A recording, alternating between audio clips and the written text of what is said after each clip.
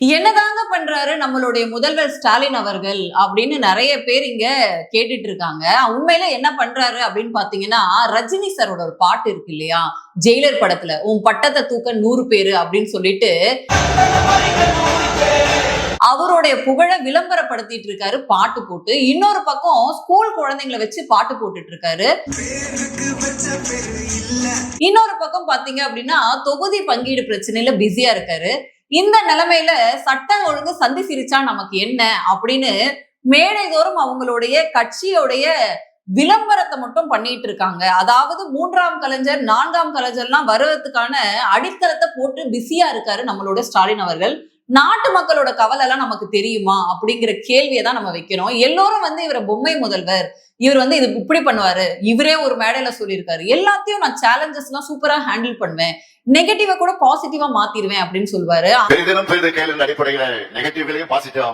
ஆனா தமிழகம் இன்னைக்கு புது நரகமா மாறிட்டு இருக்கு அப்படின்னு சொல்லி ஒட்டுமொத்த எதிர்கட்சிகளும் குற்றம் சாட்டுறாங்க. அதோட சேர்த்து மக்கள் குற்றம் சாட்டிட்டு இருக்காங்க.